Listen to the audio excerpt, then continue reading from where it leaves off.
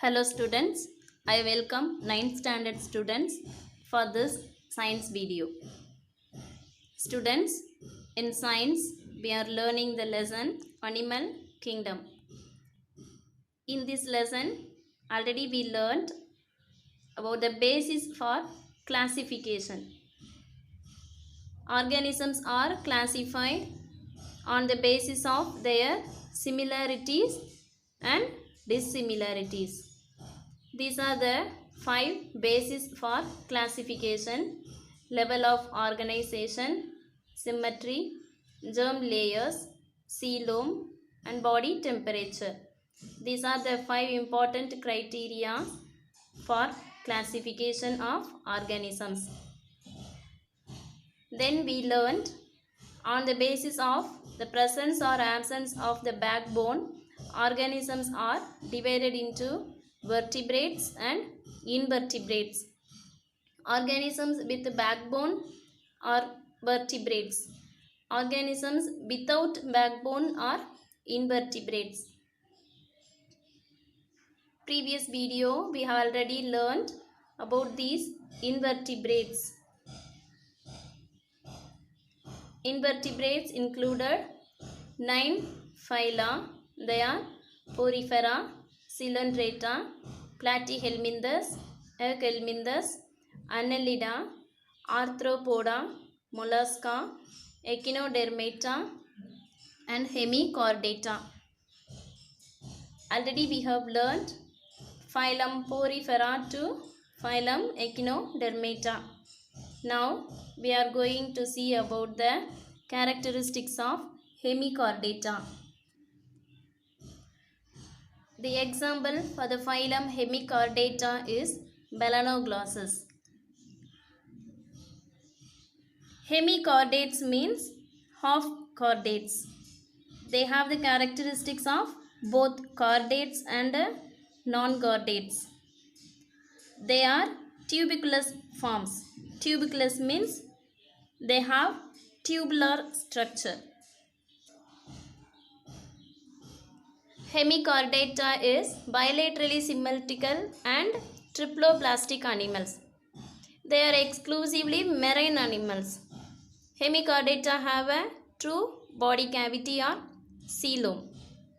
The digestive tract is complete with an anus and can be in the form of a U-shaped tube or straight.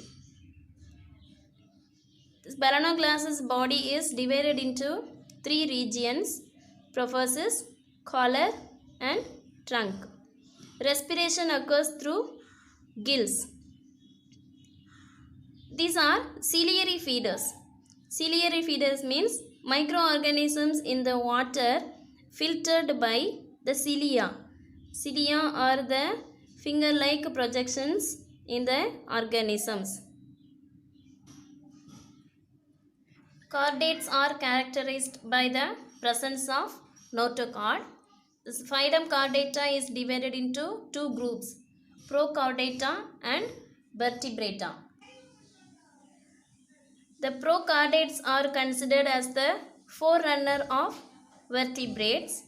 This Prochordata is classified into subphylum Urochordata and subphylum Cephalochordata. The subphylum Urochordata and Cephalochordata are collectively known as protochordates, which are marine animals. They are invertebrates, but they share some common characters. Now let us see about the characteristics of Urochordata and Cephalochordata. Subphylum Urochordata. The example is Ascidian. The adults are sessile. Sessile means they can fixed to the substratum. These are immovable animals. It is also known as the tunicata because the body of an adult is enclosed within a tunic. This tunic made up of cellulose-like substance known as tunicin. Notochord can be seen only in the tail region. So, it is known as Urochordata. Uro means tail. So the notochord present only in the tail region. The nerve cord present in the larva. So examples are Ascidia, Salpa and Dolilum. Next subphylum Cephalochordata. These are motile, adult and larval stage. The tail is present throughout the life. The notochord is found throughout the life. Notochord extends throughout the entire length of body. A large number of well-developed pharyngeal gill slits are present.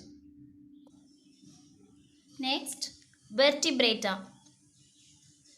These are advanced chordates and have cranium around the brain.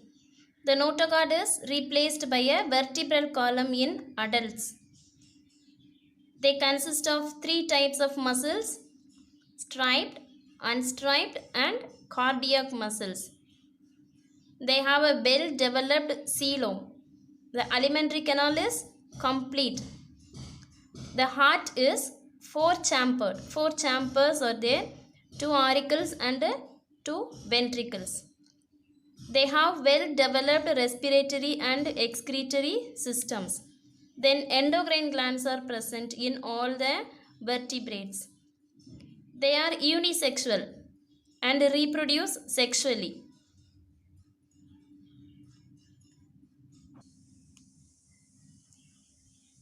Subphylum Vertebrata is furtherly divided into 6 classes. They are Cyclostomata, Pisces, Amphibia, Reptilia, Aves and Mammalia. So there are 6 classes in the subphylum Vertebrata. Now let us see the characteristics of these 6 classes of Vertebrata. First, the class Cyclostomata. In Cyclostomata, the body is round and elongated like an eel. The paired fins are absent. They have no paired fins. The skin is soft and smooth. Then scales are absent. The exoskeleton is absent. The endoskeleton is cartilaginous with no bones. Cartilaginous means the soft bones. The notochord is present throughout their lives. The gills are 5 to 16 in pairs. In this lamprey, they have the gills. The heart is 2-chambered, 1 auricle and 1 ventricle. The brain is visible. They are ectoparasites of fishes. They depend on other fishes. Next, class Pisces. These are true jawed vertebrates. They have specific organs for respiration, excretion and blood circulation. The organisms belonging to this class are poikilotherms. These are cold-blooded animals. All the fishes are cold-blooded organisms. They cannot regulate their own body temperature. They are found in fresh, marine and brackish water. The body is usually streamlined. Some have a spindle shaped. Some fishes have an elongated body. Their body is divided into head, trunk and tail. Paired and unpaired fins act as appendages. In fishes, these fins are act as appendages. These fins help the fish to balance while swimming. The body is covered with thick-seated scales. So the whole body of the fishes are covered with the scales. These scales providing protection to the internal organelles. Respiration takes place through the gills. Closed type blood circulation is observed. Closed type means the blood circulation through the blood vessels and the heart. The heart is 2-chambered with an auricle and an ventricle. The internal skeleton is bony or cartilaginous. On the basis of the presence of cartilaginous and bony skeleton. These are divided into two categories. They are cartilaginous fishes and bony fishes. In cartilaginous fishes, skeleton made of cartilages. Example, shark. In bony fishes, skeleton made of bones. Example, mullet. Next, characteristics of class Amphibia. These are the first four-legged vertebrates. The examples are frogs. They have dual adaptations. Dual means they can live both on land and in water. They are ectothermic animals found in a warm environment. Their body is divided into head and trunk. The tail may or may not be present. The skin is smooth and rough without any scales.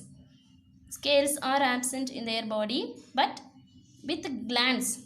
Some mucus glands used to secrete the mucus and make it moist. They have two pairs of limbs for locomotion. They respire through the lungs and skin. In some adults, gills are used for respiration. When they are in water, they used gills for respiration. When they are on the land, they used lungs for respiration.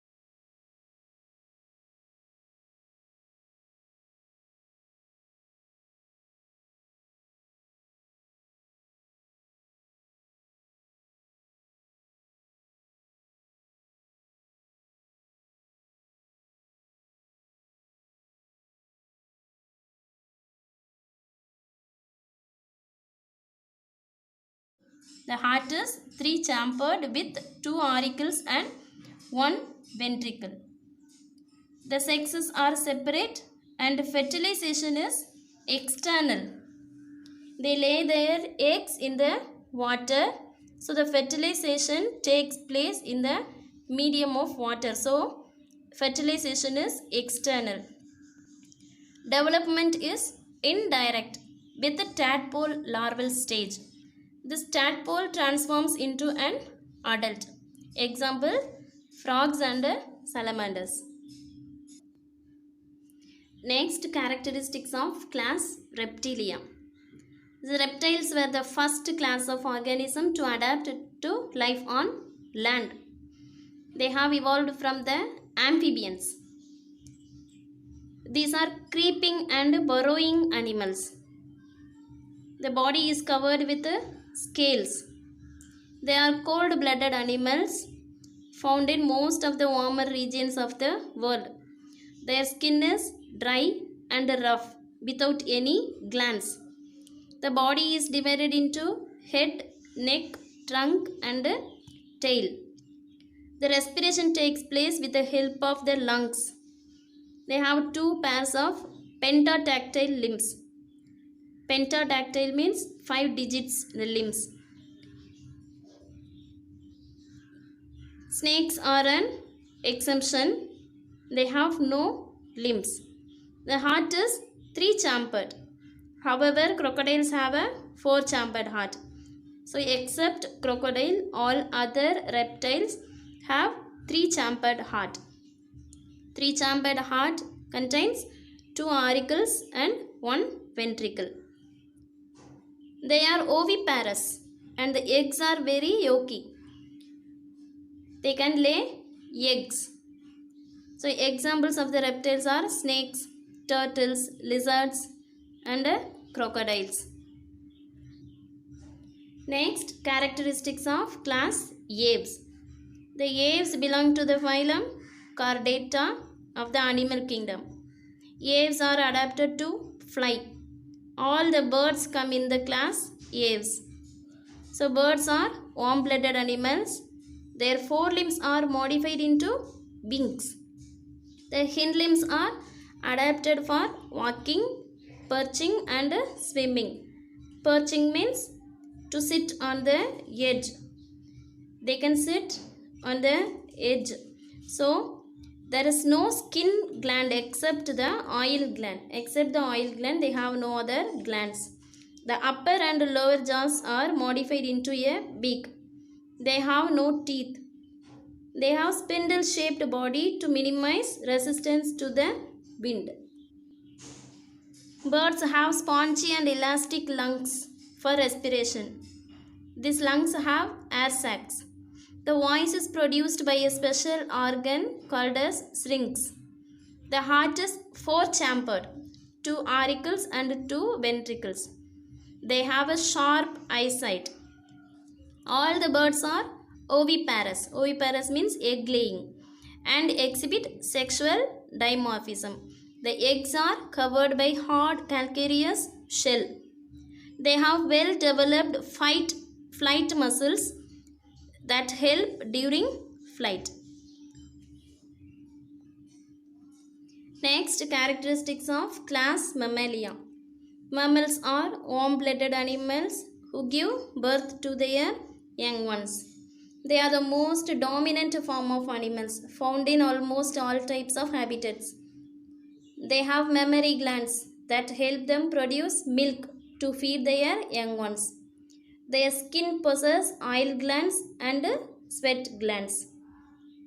The fur of hair throughout the body which helps animals adapt to their environment. There are the 2 unique characteristics in the mammals are the presence of epidermal hair and the mammary gland. They are heterodont. The heterodont dentition means 4 different kinds of teeth pattern is present. So they are heterodont. The body is divided into head, neck, trunk and tail. The mammals respire through lungs. Good sense of hearing as mammals are aided with 3 middle ear bones. Mammals have a four-chambered heart. The brain is well developed, divided into cerebrum, cerebellum, and medulla. Three parts in the brain is cerebrum, cerebellum, and medulla. The mammals can lay eggs also.